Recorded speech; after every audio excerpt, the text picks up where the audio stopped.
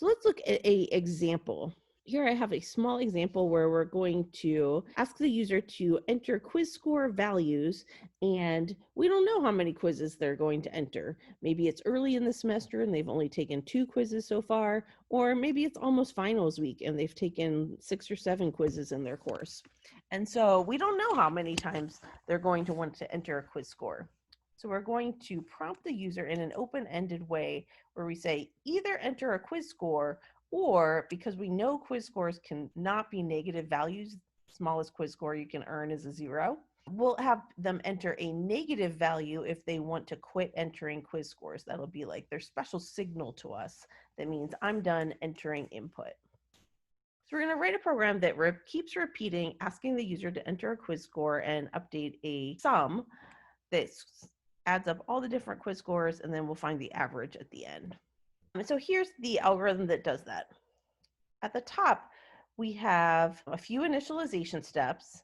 You might guess which one is the loop control. Which one's the initialization step for the loop control? Remember, you can always tell by looking at the loop control condition. And here, see where it says quiz score is greater than or equal to 0? That means the initialization step for our loop control has to involve the variable quiz score. So in this case, it's this line right above the while statement where we say quiz score equals float input, enter quiz score or a negative number to quit. So you can see that we're initializing our quiz score loop control variable by receiving input from the user. We have some additional initialization steps in this algorithm. These are just part of our algorithmic process where we're going to keep track of how many scores they've entered so that we can find the average. And we're also going to find a total of all the scores. And so we'll need to initialize our accumulator variable, the sum of scores. So we have our algorithmic initialization steps. We have our loop initialization.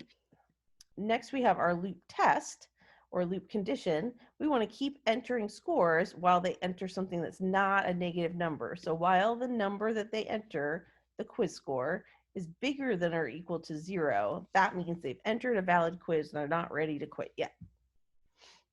That's going to be true whenever we want to continue executing our algorithm. If they ever enter a negative number, that would make this condition false, which will make us stop executing the algorithm.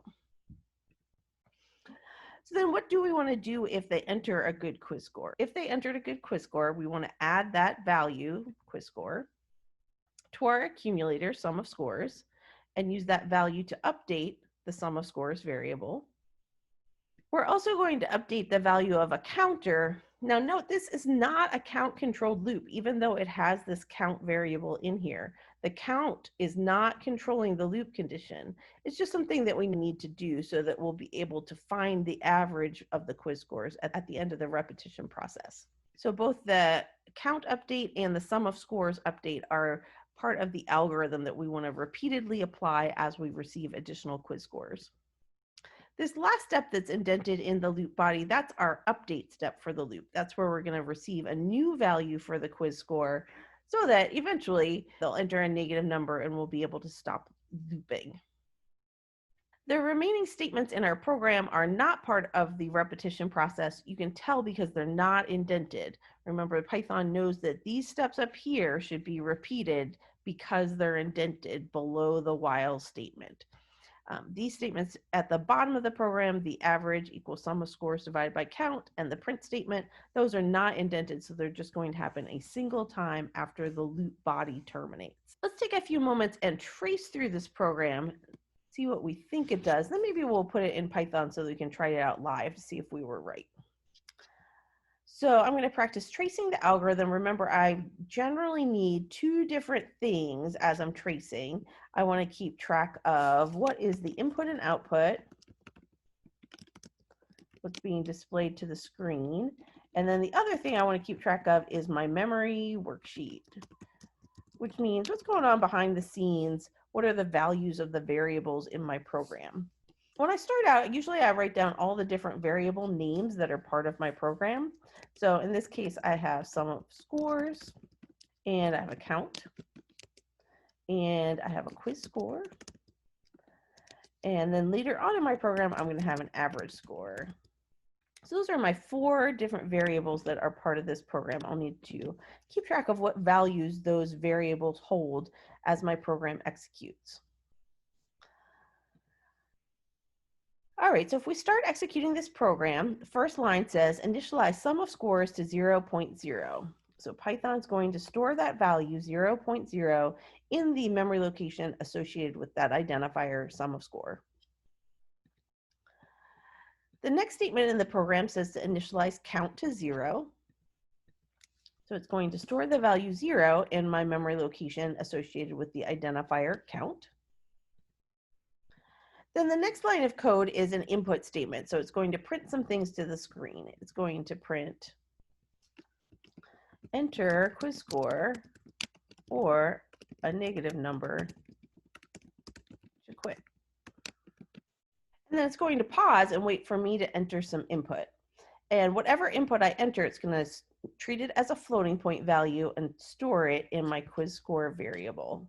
So let's say my first quiz score is really good. I got a 10. So the user is going to type in this value 10. I'll make my user input red to help it stand out a little bit. So when the user enters that value 10, Python's going to assign that value that they enter to my variable quiz score, the assignment operator.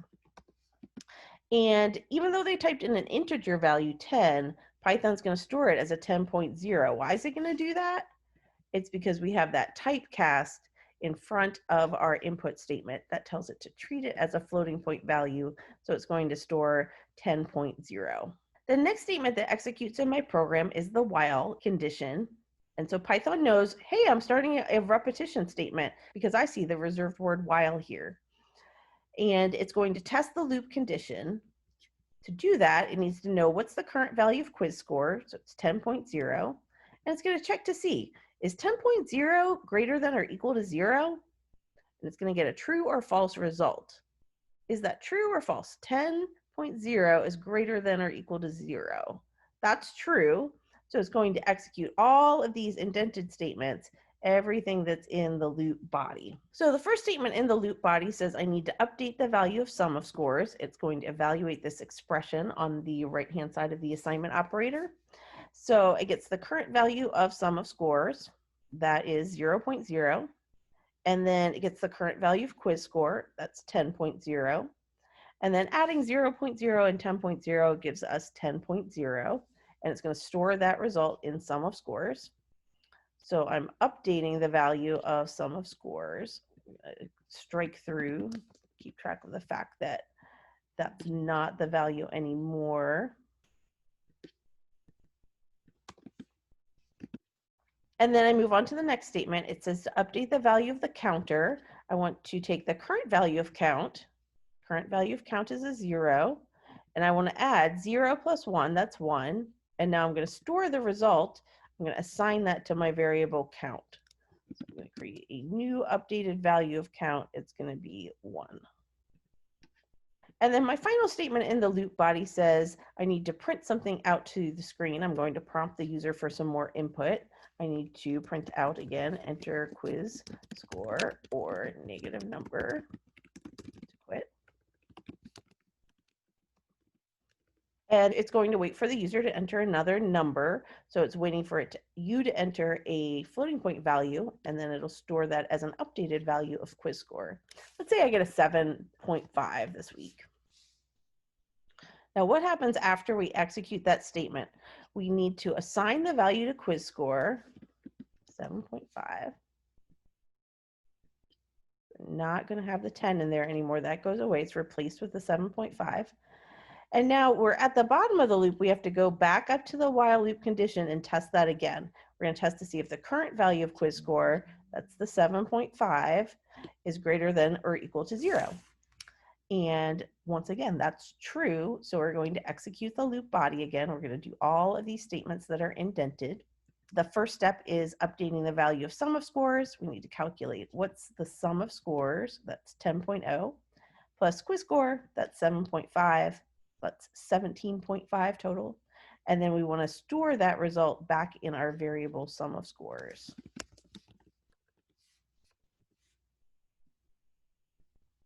Anytime you want to update a variable, you want to make sure that the same value is on the left and right side, saying like, give me the current value, and I'm updating it in some way by adding something to it or subtracting something from it.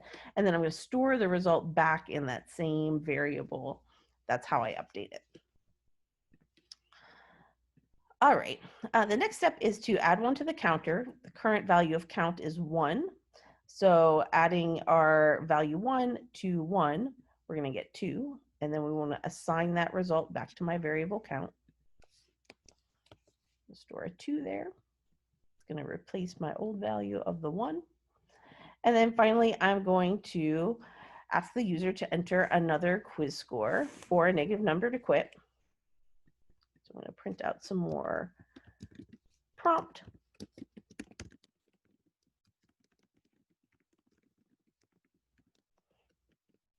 So let's say that they enter a 5.5.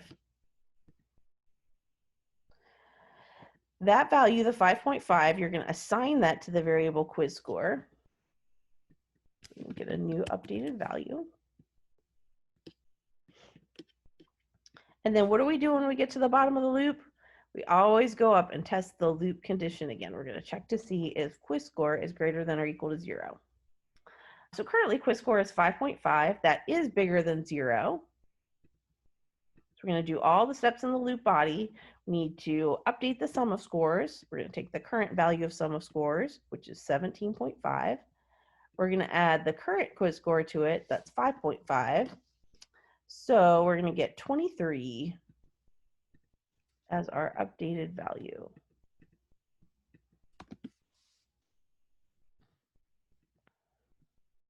Now we're going to update the value of count. Count's currently 2. We want to add one more to it, so it's 3. Store that back in our variable count. And now we're going to prompt the user for some more input. Print out our prompt. Quiz score or negative number to quit. So suppose we enter a -1. As we enter the -1, we're going to assign that value to quiz score. And now what do we do when we get to the bottom of the loop? We always have to go up and check the loop condition again. So we're going to check to see, is the current value of quiz score greater than or equal to 0? So is -1 greater than or equal to 0? That's false because it's not bigger than 0. So that means that we're done with our loop iteration. We've successfully reached the end. Remember, we said we wanted to quit anytime the user entered a negative quiz score. That was like their special signal to us that they were done entering data. So at this point, the computer program is going to continue on with the statements that are not indented, the ones that are below the loop body. And the first one says, let's calculate the average score. So we're going to take sum of scores, that's 23, and divide by 3. And you can use your handy dandy calculator to figure out what that is. 23 divided by 3 is 7 2/3. So it's going to store that result in my variable average score.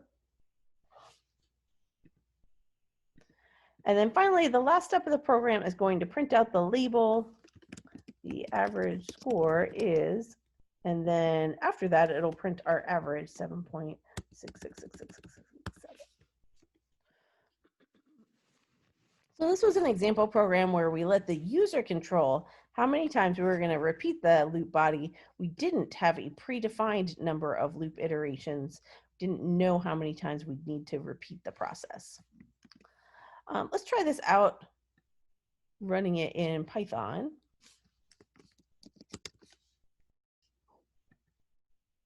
Oops. So when I tried to run, I had an extra space here in front of the Q, and so it told me that it was an unexpected indent. Remember, that's Python's special signal to you that something's not indented quite right. There's extra spaces somewhere. And you can always fix it up by deleting up to the previous line and then pressing enter, and it'll automatically space it so that it lines up with the previous statements. Try it again. So if we use the same input values we used in our example, we had 10, then we have 7.5, then 5.5, and then -1 to quit. So we got the same answer that we got when we traced it by hand, and that is always a good sign. That means we understood exactly how the computer was going to interpret all these commands in our program, and we successfully predicted what the outcome would be. If you're able to do that, there's a really good chance that you're going to be able to design an algorithm that's correct to solve a particular problem. Let's look at a really common error that students often make when they're writing a count-controlled loop.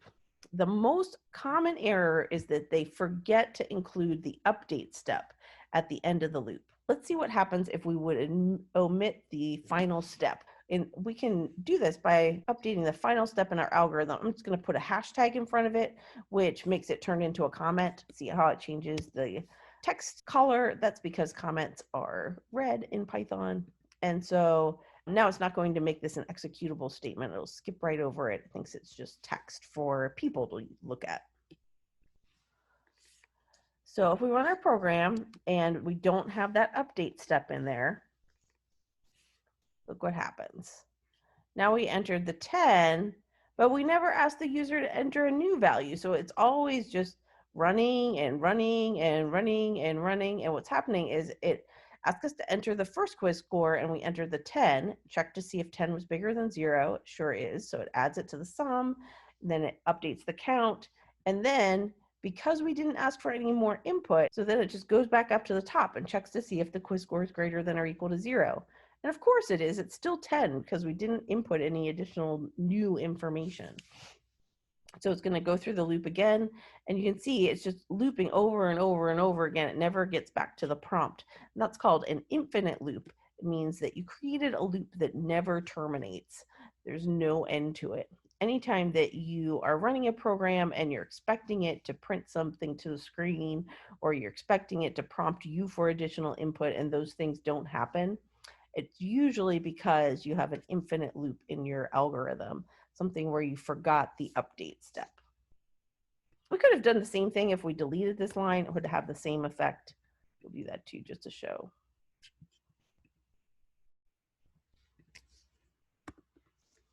So again, it doesn't matter what they type in. Any positive number is going to create that infinite loop.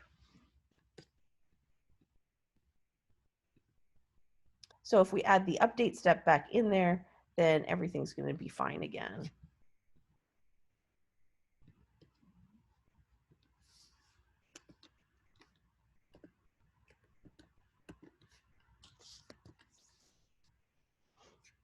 And the program will have the desired behavior.